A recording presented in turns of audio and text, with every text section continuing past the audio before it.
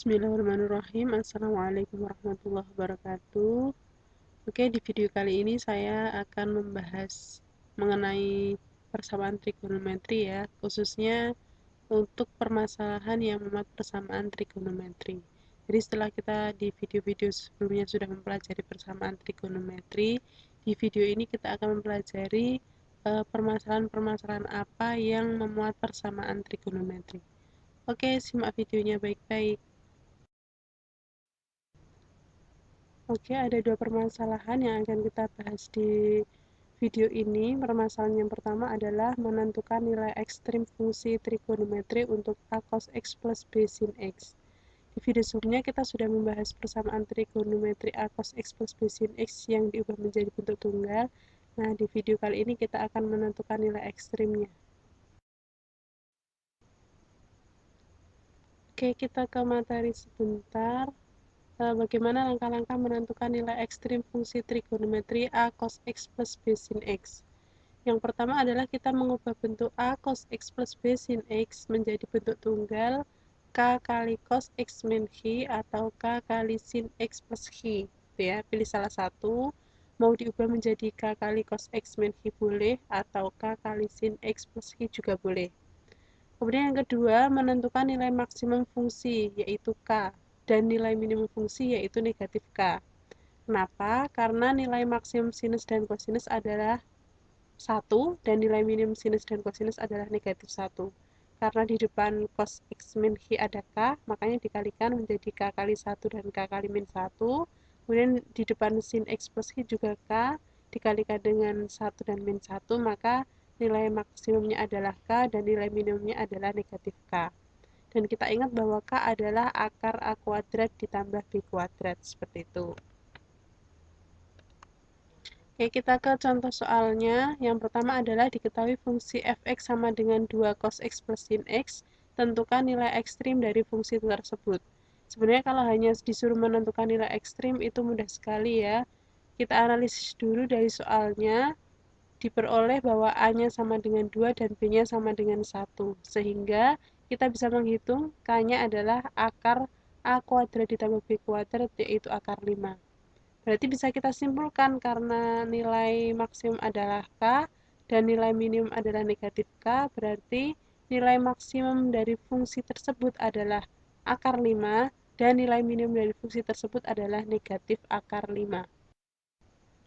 Oke, bagaimana jika contoh soalnya seperti ini? Diketahui fungsi fx sama dengan cos x plus akar 3 sin x. Tentukan himpunan penyelesaian dari x agar fungsi tersebut mencapai nilai ekstrim. Jadi, kalau tadi di soal sebelumnya kita hanya disuruh menentukan nilai ekstrim, itu caranya sangat mudah ya. Tinggal menentukan A dan B, kemudian menentukan K, kita sudah bisa menentukan nilai ekstrim. Tetapi di soal ini, kita diminta untuk menentukan himpunan penyelesaian dari X agar fungsi tersebut mencapai nilai ekstrim. Oke, apa yang harus kita lakukan? Kita analisis dulu dari soal diperoleh A sama dengan 1 dan B sama dengan akar 3. Sehingga kita bisa menentukan K-nya yaitu akar A kuadrat ditambah B kuadrat yaitu 2. Oke, kemudian yang kedua adalah kita menentukan tan X sama dengan B per A, yaitu sama dengan akar 3 dibagi 1. Pembilang dan penyebut sama-sama positif ya, berarti dia di kuadran 1. Maka X di kuadran 1 yang hasilnya adalah tangan X-nya sama dengan akar 3, berarti X-nya adalah 60 derajat. Oke, berarti kita bisa mengubah bentuk cos X plus akar 3 sin X menjadi karena kita menggunakan tan X sama dengan B per A, berarti dia bentuk tunggal kosinus ya. Kita ubah menjadi bentuk tunggal kosinus menjadi K kali cos X min X dengan K-nya adalah 2 dan X-nya adalah 60 derajat. Berarti bentuk cos X plus akar 3 sin X bisa kita ubah menjadi 2 kali cos X min 60 derajat. Oke, berarti bisa kita tentukan bahwa nilai maksimumnya adalah 2 dan nilai minimumnya adalah negatif 2. Oke, kita belum selesai menyelesaikan soalnya ya, kita baru mengubahnya menjadi bentuk tunggal kosinus. Nah, sekarang kita akan menentukan himpunan penyelesaian X agar fungsi tersebut mencapai maksimum dan minimum. Yang pertama, kita akan menentukan nilai X agar fungsi tersebut maksimum. Oke, tadi kita sudah memperoleh bentuk tunggal kosinusnya adalah 2 kali cos X min 60 derajat dan nilai maksimumnya adalah 2. Berarti 2 kali cos X min 60 derajat sama dengan 2. Kemudian kanan kiri kita bagi dengan 2 ya. Hasilnya menjadi cos X min 60 derajat sama dengan 1. Nah, kita menentukan cos yang hasilnya 1, dia positif ya, berarti kita pakai kuadran 1, itu adalah 0 derajat. Berarti cos X min 60 derajat sama dengan cos 0 derajat, berarti alfa yang kita gunakan adalah 0 derajat. Nah, karena ini bentuk kosinus, berarti kita mempunyai dua penyelesaian. Penyelesaian yang pertama adalah X min 60 derajat sama dengan alfa plus K kali 360 derajat, dengan alfanya adalah 0 derajat ya. Berarti bentuknya adalah X sama dengan 60 derajat plus K kali 360 derajat. Berarti yang memenuhi hanya ketika K-nya sama dengan 0, yaitu 60 derajat. Kemudian penyelesaian yang kedua, yaitu X min 60 derajat sama dengan negatif alfa plus K kali 360 derajat, alfanya adalah 0, berarti bentuk akhirnya adalah X sama dengan 60 derajat plus K kali 360 derajat. Ternyata bentuk akhirnya sama seperti penyelesaian yang pertama. Berarti himpunan penyelesaiannya sama, yaitu 60 derajat. Berarti nilai X agar fungsi mencapai maksimum adalah ketika X-nya adalah 60 derajat. Kemudian yang selanjutnya adalah kita akan menentukan nilai X agar fungsi minimum. Caranya sama seperti tadi ya, ketika kita menentukan nilai X agar fungsi maksimum, kita tulis tadi bentuk tunggalnya adalah 2 kali cos X min 60 derajat, dan nilai minimumnya adalah negatif 2. Berarti kita sama dengankan 2 kali cos X min 60 derajat sama dengan negatif 2. Kanan dan kiri kita bagi masing-masing dengan 2. Berarti kita peroleh cos X min 60 derajat sama dengan negatif 1. Nah, nilai cos yang hasilnya negatif itu ada di kuadran 2 dan kuadran 3. Berarti kita ambil yang paling kecil yaitu di kuadran 2 ya. Nah, nilai kosinus yang hasilnya negatif 1 adalah 180 derajat. Berarti cos X min 60 derajat sama dengan cos 180 derajat, sehingga alfa yang kita gunakan adalah 180 derajat. Karena ini kosinus, berarti ada dua penyelesaian. Penyelesaian yang pertama adalah X min 60 derajat sama dengan alfa plus K kali 360 derajat. Alfanya kita ganti dengan 180 derajat, berarti kita peroleh X sama dengan 240 derajat plus K kali 360 derajat. Berarti himpunan penyelesaian yang memenuhi hanya ketika K-nya sama dengan 0, yaitu 240 derajat. Kemudian penyelesaian yang kedua adalah X min 60 derajat sama dengan min alfa plus K kali 360 derajat. Alfanya kita ganti dengan 180 derajat, berarti kita peroleh X sama dengan negatif 120 derajat plus K kali 360 derajat. Ini memenuhi hanya ketika K-nya sama dengan 1.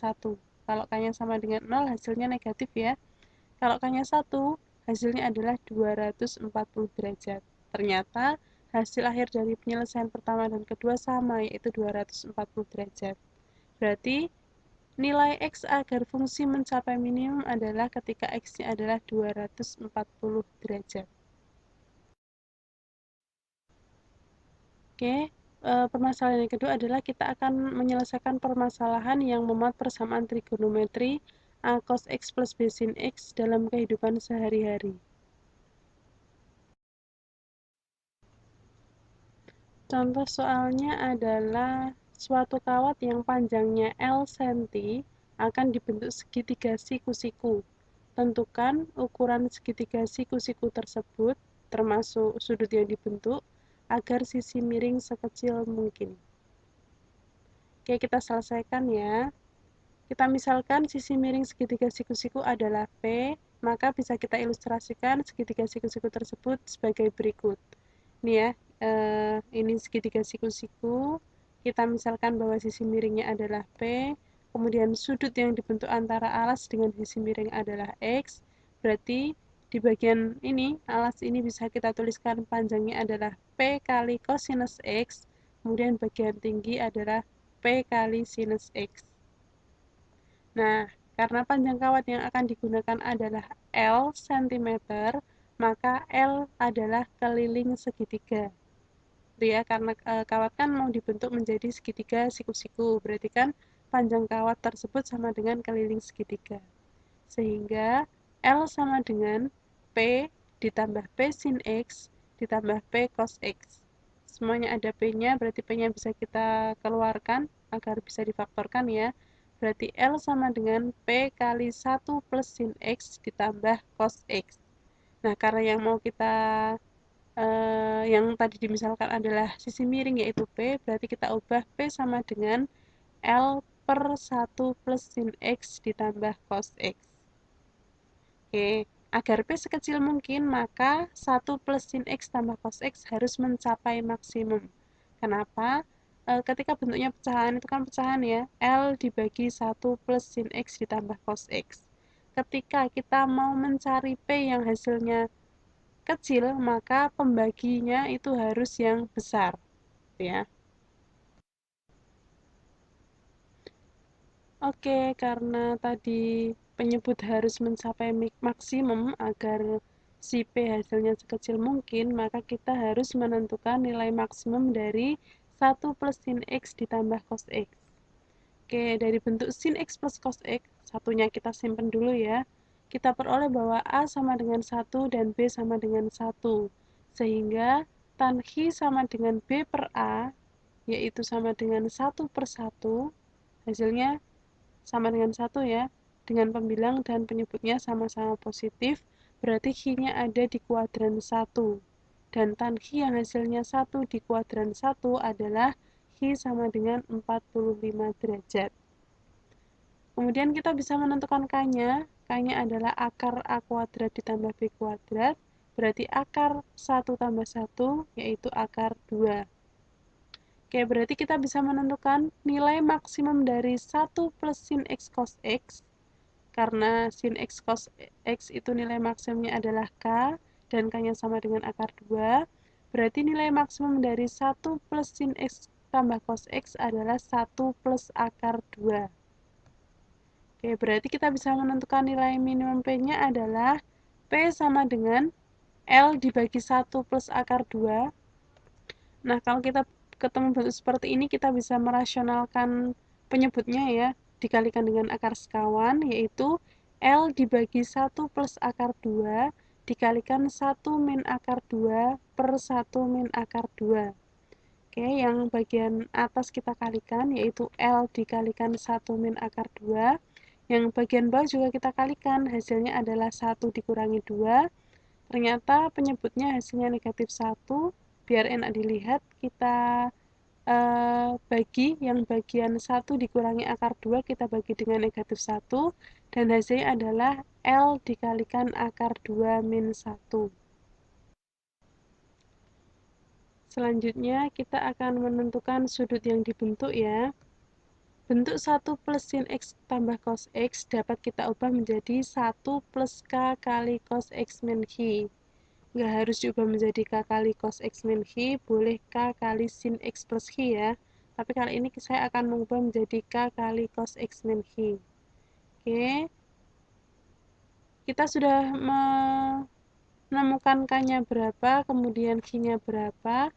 Berarti bentuk 1 plus sin X tambah cos X itu bisa kita ubah menjadi 1 ditambah akar 2 kali cos X min 45 derajat.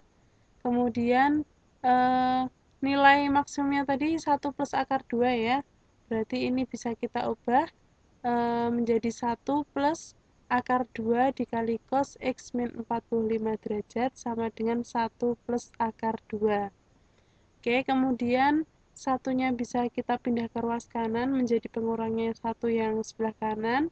Berarti tinggal akar 2 dikali cos X min 45 derajat sama dengan akar 2. Oke, kemudian ruas kanan dan kiri kita bagi dengan akar 2. Hasilnya adalah cos X min 45 derajat sama dengan 1.